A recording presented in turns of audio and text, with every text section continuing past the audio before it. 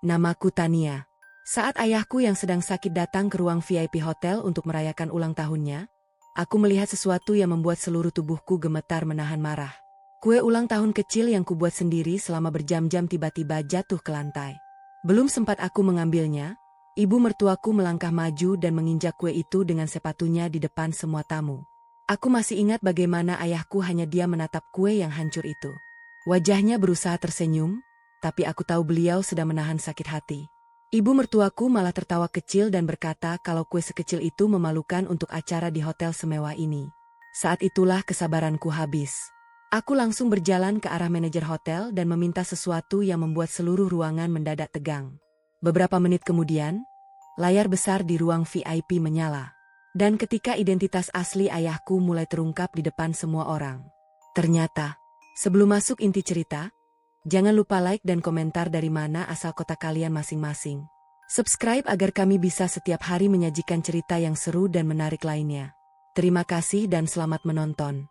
2 tahun terakhir, kesehatan ayahku terus menurun.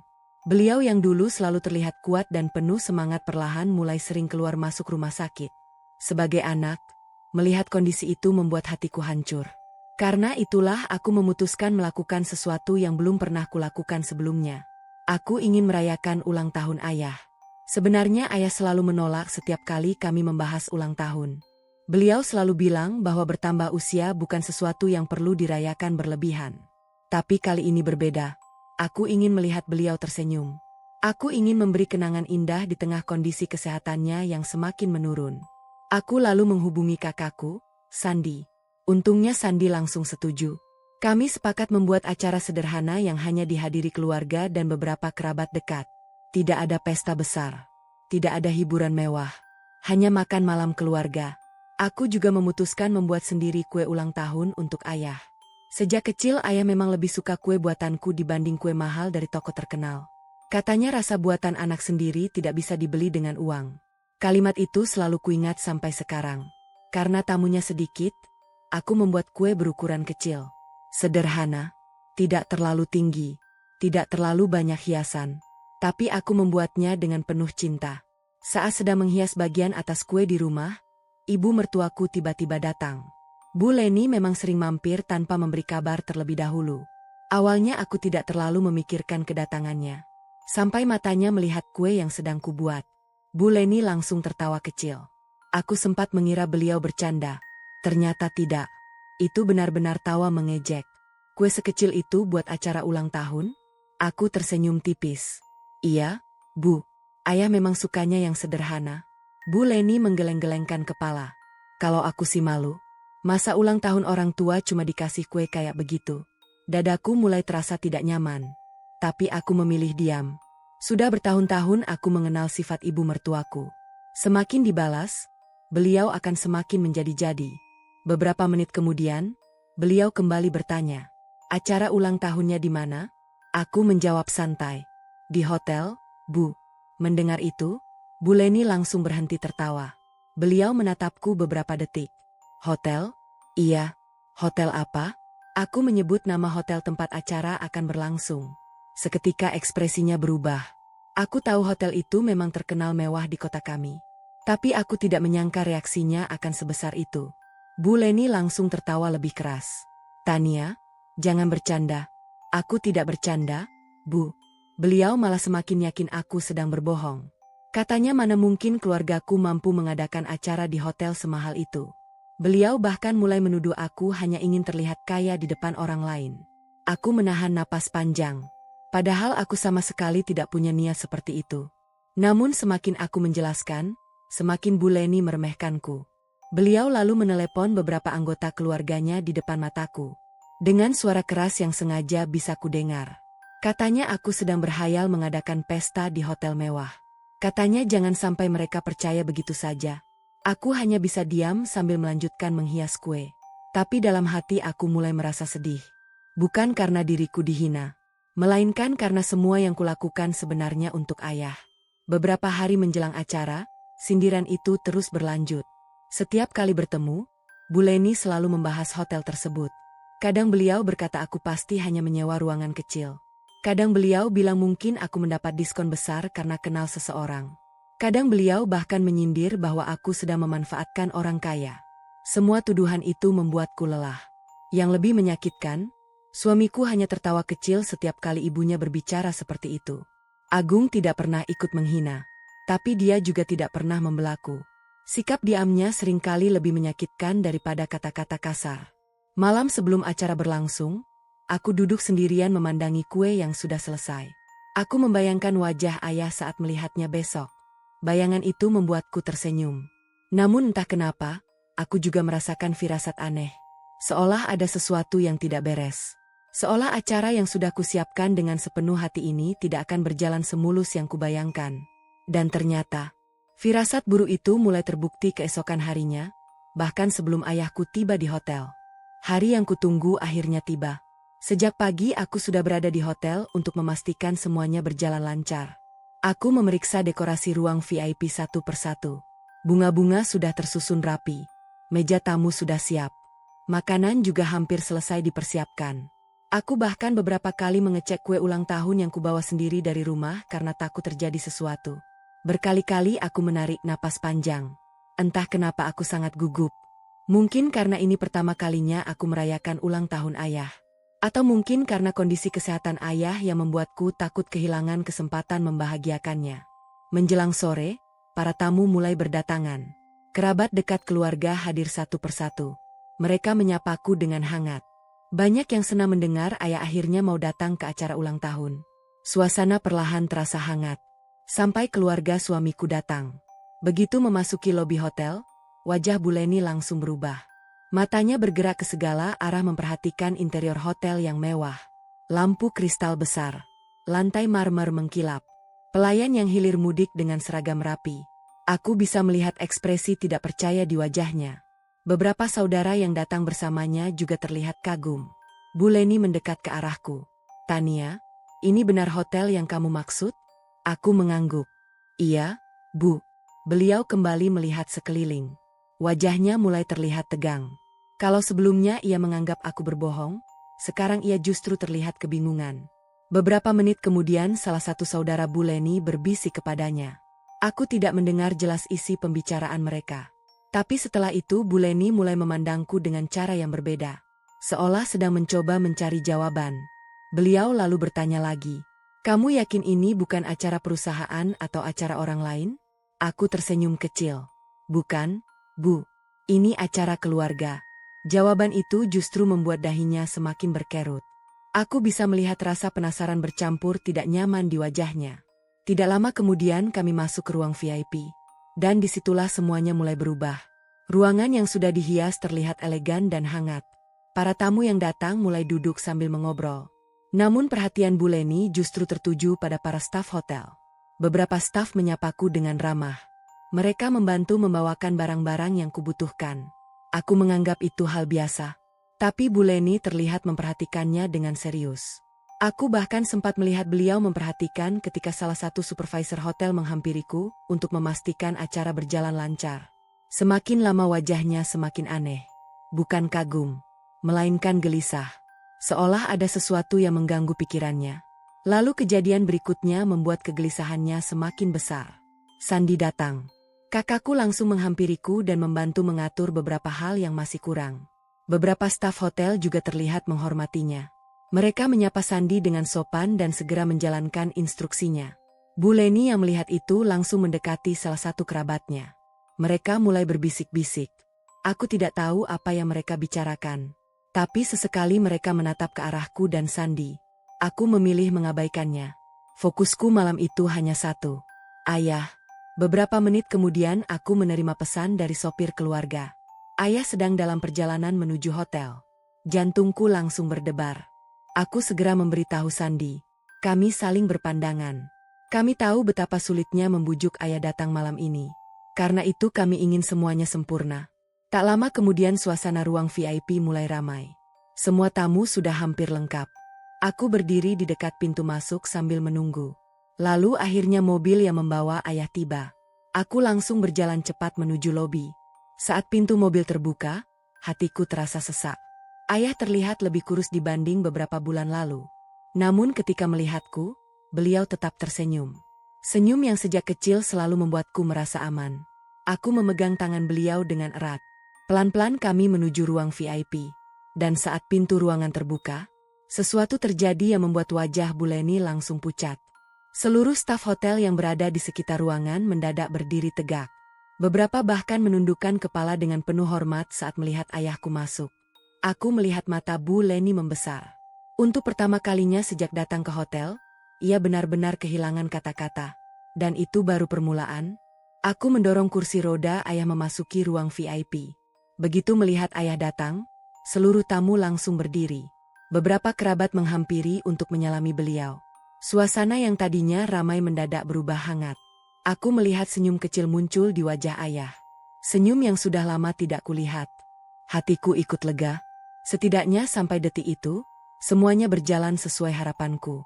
Ayah lalu duduk di kursi yang sudah kami siapkan di bagian depan ruangan. Sandi duduk di sebelahnya. Aku duduk tidak jauh dari mereka. Acara makan malam pun dimulai. Semua orang mengobrol santai. Beberapa kerabat mengenang masa-masa lama bersama ayah. Sesekali ayah tertawa pelan mendengar cerita mereka. Aku benar-benar bahagia melihatnya.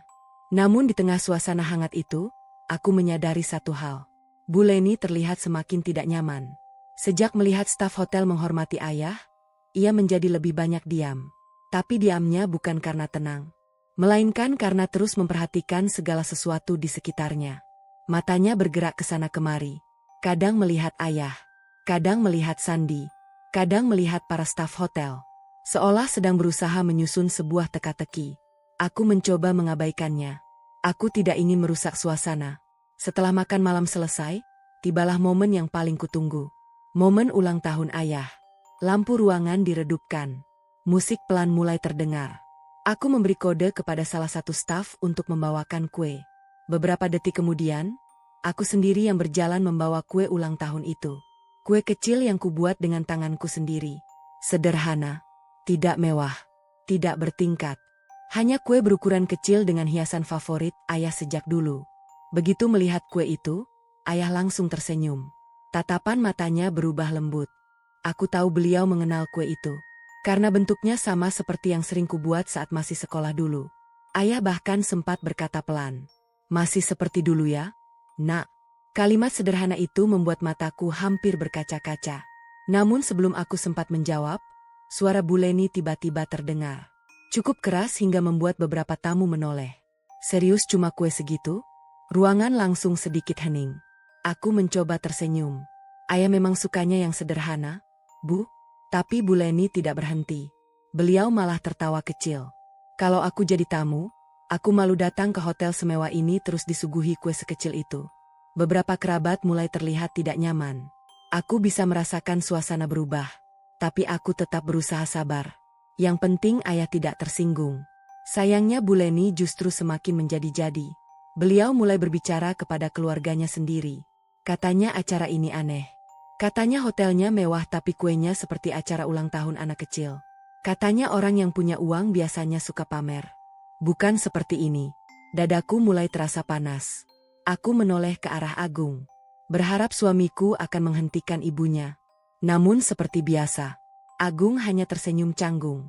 Tidak membela aku, tidak juga menegur ibunya. Ia hanya diam. Dan sekali lagi aku harus menghadapi semuanya sendirian. Aku berusaha mengalihkan perhatian dengan meminta semua tamu berkumpul untuk menyanyikan lagu ulang tahun. Mereka pun berdiri. Ayah terlihat tersentuh. Beliau menatap seluruh keluarga yang hadir malam itu.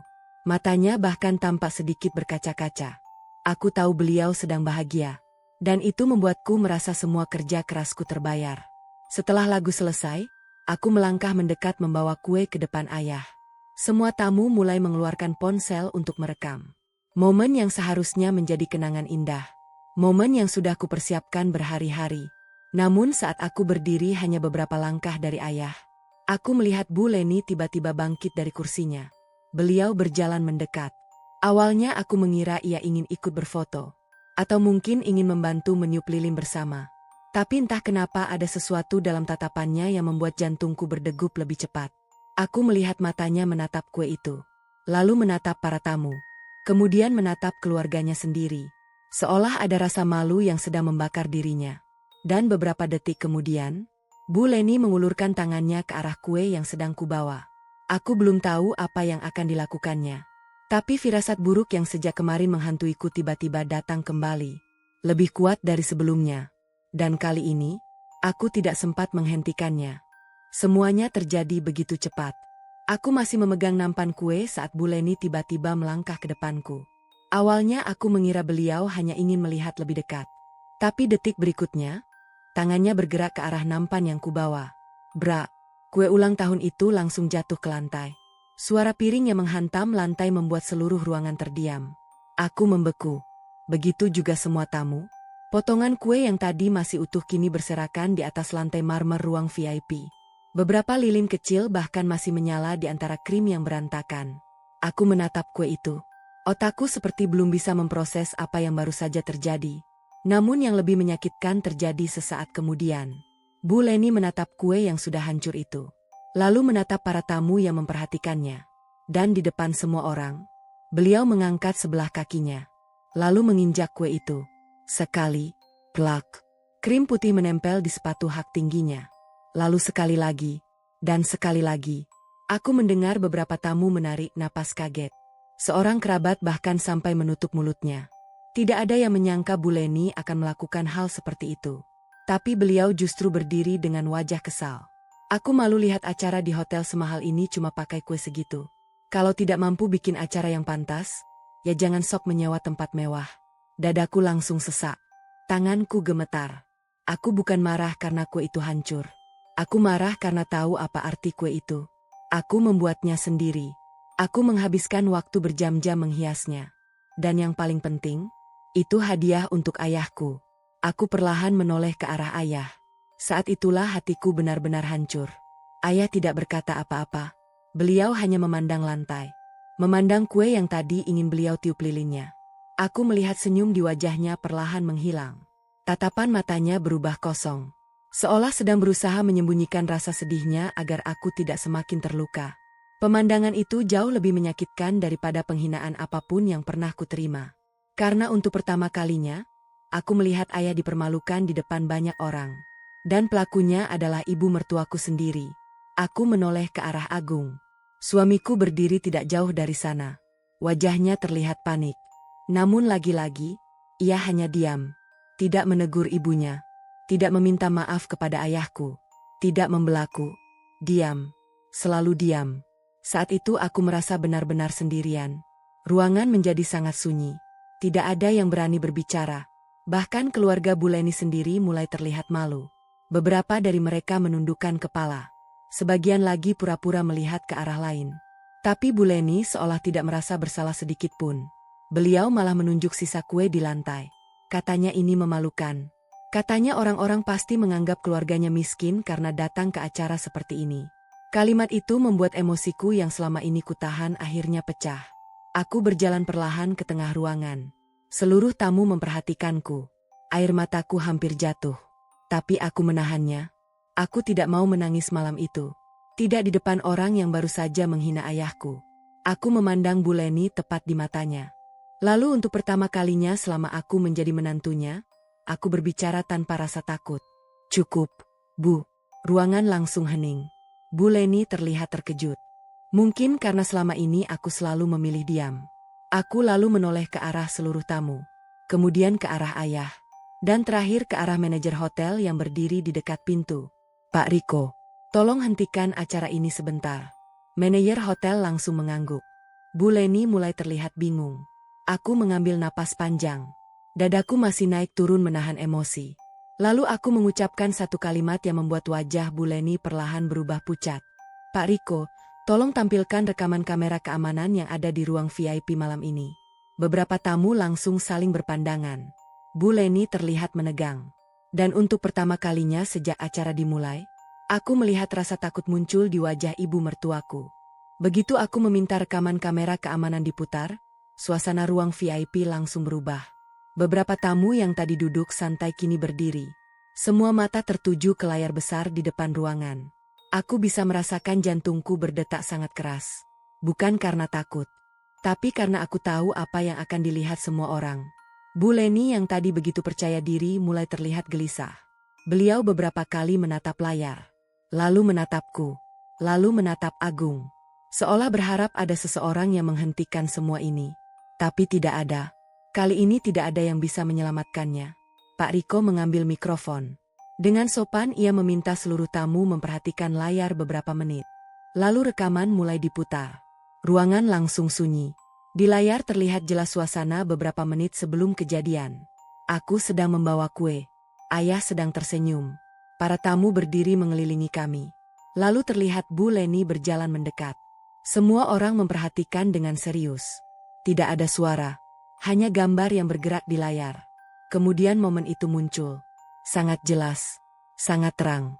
Tidak bisa dibantah. Bu Leni bukan tidak sengaja menyenggol kue. Bukan terpeleset. Bukan kehilangan keseimbangan. Semua orang bisa melihat tangannya sengaja mendorong nampan yang sedang kubawa. Bra, kue jatuh. Lalu beberapa detik setelahnya, beliau sengaja mengangkat kaki dan menginjak kue itu. Sekali, 2 kali, 3 kali. Ruangan langsung gempar. Aku mendengar suara orang-orang berbisik. Beberapa tamu menggelengkan kepala. Ada yang terlihat marah. Ada juga yang tampak tidak percaya. Sementara Bu Leni mulai kehilangan warna di wajahnya. Beliau berdiri dari kursinya. Itu tidak seperti yang kalian pikirkan. Tapi tidak ada yang mempercayainya. Karena semuanya sudah melihat sendiri. Bahkan keluarganya sendiri terlihat malu. Salah satu saudara yang tadi paling sering membelanya kini justru menjauh. Aku menoleh ke arah ayah. Beliau masih duduk diam. Namun kali ini bukan kesedihan yang kulihat.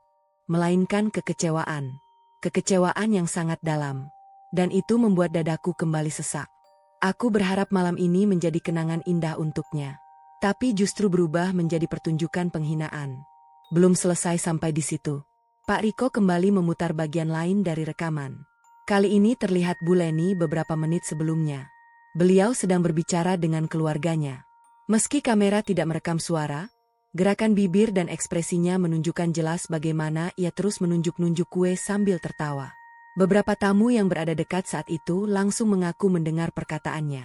Katanya kue itu memalukan. Katanya keluarga kami cuma berpura-pura kaya. Katanya acara ini tidak pantas. Mendengar pengakuan itu, wajah Bu Leni semakin pucat. Agung yang berdiri di sampingnya juga tidak mampu berkata apa-apa. Untuk pertama kalinya aku melihat suamiku benar-benar malu terhadap perbuatan ibunya. Aku sempat berharap ia akan berbicara, meminta maaf, atau setidaknya membela aku sekali saja. Tapi Agung tetap terdiam. Diam yang kali ini justru membuat dirinya ikut terlihat bersalah.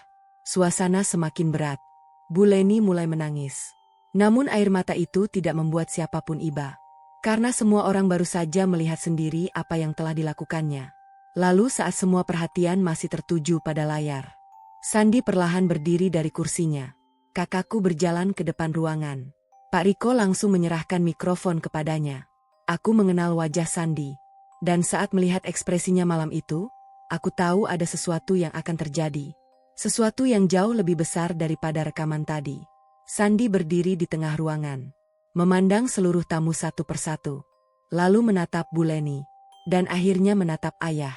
Aku bisa melihat rahangnya mengeras menahan emosi. Kemudian ia mengangkat mikrofon. Dan mengucapkan kalimat pertama yang membuat seluruh ruangan mendadak sunyi. Saya rasa sudah waktunya semua orang mengetahui siapa sebenarnya pemilik hotel ini. Seketika, wajah Bu Leni berubah total. Ruangan benar-benar sunyi setelah Sandi mengucapkan kalimat itu. Tidak ada yang berbicara, tidak ada yang bergerak. Semua tamu menunggu apa yang akan disampaikan berikutnya. Aku berdiri di samping ayah sambil menggenggam erat tangan beliau. Sementara di seberang ruangan, Bu Leni terlihat semakin gelisah. Wajahnya yang tadi penuh kemarahan kini berubah pucat. Sandi menarik napas panjang. Lalu mulai berbicara. Selama 2 tahun terakhir, ayah saya sudah tidak lagi aktif mengurus operasional hotel ini karena kondisi kesehatannya. Beberapa tamu mulai saling berpandangan. Sandi melanjutkan. Karena itulah seluruh tanggung jawab operasional diserahkan kepada saya. Kalimat itu langsung membuat suasana berubah. Beberapa kerabat terlihat mulai memahami sesuatu. Sementara keluarga suamiku masih tampak bingung. Lalu Sandi menunjuk ke arah ayah. Dan malam ini saya rasa tidak ada lagi alasan untuk menyembunyikan semuanya. Hotel ini milik ayah saya. Seketika ruangan seperti kehilangan suara. Beberapa tamu sampai membelalakkan mata. Ada yang langsung menoleh ke arah ayah. Ada yang menoleh ke arah Bu Leni. Ada pula yang terlihat tidak percaya dengan apa yang baru saja didengarnya. Aku melihat wajah Bu Leni perlahan kehilangan warna. Mulutnya terbuka sedikit. Namun tidak ada kata yang keluar. Beliau hanya memandang ayah bergantian dengan ekspresi syok. Tidak. Lebih tepatnya ketakutan. Karena untuk pertama kalinya beliau sadar siapa orang yang selama ini dihina. Siapa orang yang kue ulang tahunnya baru saja diinjak di depan banyak tamu. Dan siapa pemilik hotel yang malam ini menjadi saksi semua tindakannya. Salah satu saudara Bu Leni yang datang bersama rombongannya tiba-tiba berdiri. Ia menatap Bu Leni dengan wajah malu. Bukankah tadi kamu bilang mereka cuma numpang acara orang kaya? Kalimat itu terdengar jelas di seluruh ruangan. Bu Leni langsung menunduk. Tidak mampu menjawab. Lalu tamu lain ikut berbicara. Bukankah tadi kamu bilang keluarga mereka pura-pura kaya? Satu persatu suara mulai bermunculan. Semua mengingat ucapan Bu Leni sejak awal acara. Dan setiap kalimat yang dulu terdengar sombong kini justru menjadi bumerang. Aku melihat keluarga Bu Leni mulai menjauh darinya. Bukan karena membencinya, tapi karena terlalu malu. Mereka juga ikut menjadi bahan pembicaraan akibat ulahnya. Di tengah situasi itu, Agung akhirnya berdiri. Untuk pertama kalinya malam itu, aku menatap suamiku. Jujur saja, sebagian diriku masih berharap ia akan melakukan sesuatu. Agung berjalan ke tengah ruangan. Wajahnya penuh penyesalan. Ia menatap ayahku lebih dulu, lalu menatapku. Dan di depan seluruh tamu, ia menundukkan kepala. Maafkan saya, Yah. Suara Agung terdengar berat. Saya seharusnya menghentikan semua ini sejak awal. Ruangan kembali hening. Aku melihat ayah hanya memandangnya tanpa bicara. Agung lalu menoleh ke arahku. Maaf, Tania.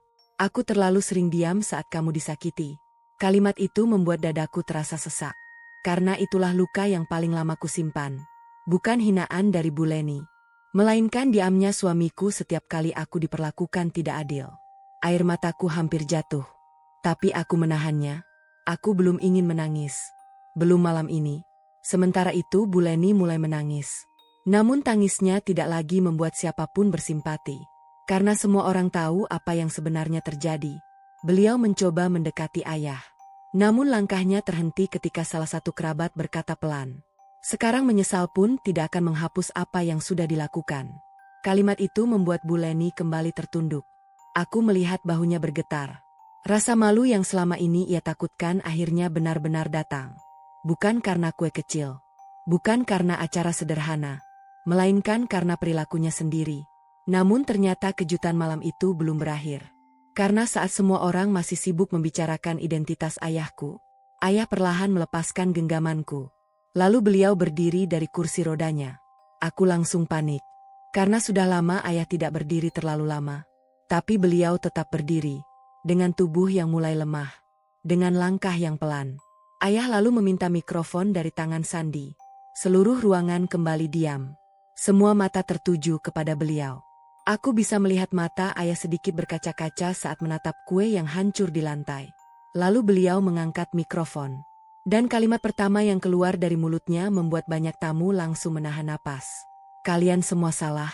Bukan hotel ini yang paling berharga bagi saya malam ini. Melainkan kue kecil buatan anak saya itu. Seluruh ruangan terdiam saat ayah memegang mikrofon. Tidak ada suara sendok. Tidak ada suara kursi. Bahkan musik yang tadi masih terdengar pelan sudah dimatikan. Semua orang memperhatikan ayah. Termasuk Bu Leni yang kini berdiri dengan wajah penuh penyesalan. Ayah menatap lantai. Menatap sisa kue yang masih berserakan. Lalu beliau tersenyum kecil. Senyum yang justru membuat hatiku semakin sesak. Kalian semua salah. Bukan hotel ini yang paling berharga bagi saya malam ini. Melainkan kue kecil buatan anak saya itu. Suara ayah terdengar pelan. Tapi setiap kata terasa begitu dalam. Beliau lalu menatapku. Aku langsung menunduk karena air mataku mulai jatuh. Ayah melanjutkan.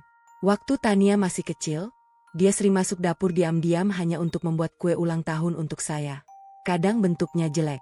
Kadang gosong. Kadang bahkan tidak bisa dimakan. Beberapa tamu tertawa kecil mendengarnya. Tapi ayah tersenyum hangat. Karena bagi seorang ayah, yang penting bukan kuenya. Yang penting adalah cinta anaknya. Aku tidak lagi mampu menahan air mata. Kenangan masa kecil itu langsung memenuhi kepalaku.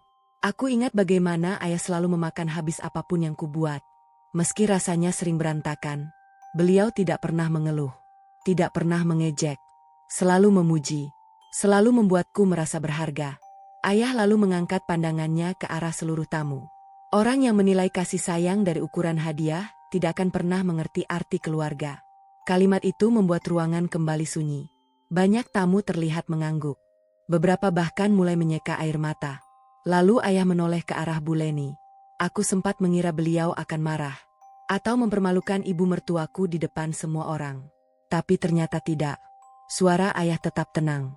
Bu Leni, saya tidak sedih karena kue itu hancur. Saya sedih karena anak saya harus menyaksikan semua ini. Kalimat itu seperti menghantam ruangan. Aku melihat Bu Leni langsung menangis. Tangis yang kali ini benar-benar pecah. Beliau tidak mampu mengangkat kepalanya lagi. Untuk pertama kalinya malam itu, kesombongannya benar-benar runtuh. Beberapa detik kemudian Bu Leni berjalan mendekat. Lalu melakukan sesuatu yang membuat seluruh tamu terkejut. Beliau berlutut di depan ayah. Saya minta maaf. Kalimat itu keluar di antara tangisnya. Saya terlalu sombong. Saya terlalu mudah merendahkan orang lain. Saya salah. Saya benar-benar salah. Aku belum pernah melihat Bu Leni seperti itu sebelumnya. Wanita yang selama ini selalu merasa paling benar, akhirnya mengakui kesalahannya di depan semua orang. Namun yang paling mengejutkan justru ayah. Beliau mengulurkan tangan, lalu membantu Bu Leni berdiri. Tidak ada kemarahan. Tidak ada balas dendam, hanya ketenangan. Karena itulah yang membuat semua orang semakin menghormatinya. Di saat yang sama, Agung berjalan ke arahku. Matanya merah. Ia terlihat menyesal. Tania, maafkan aku. Aku tahu permintaan maaf tidak bisa menghapus semuanya. Tapi aku benar-benar menyesal. Aku terdiam.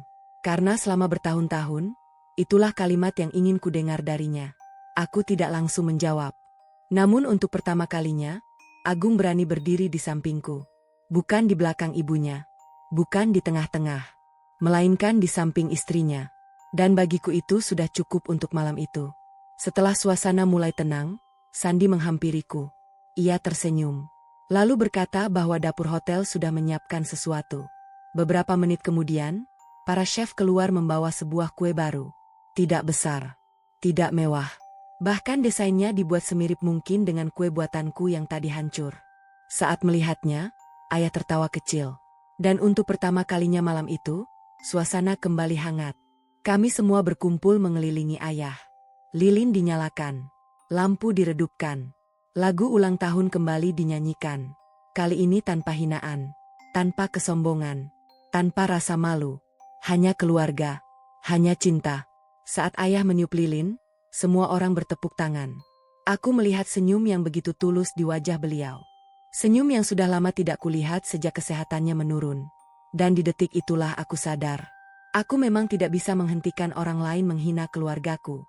Tapi aku bisa memastikan mereka tidak akan pernah berhasil merendahkan kehormatan ayahku.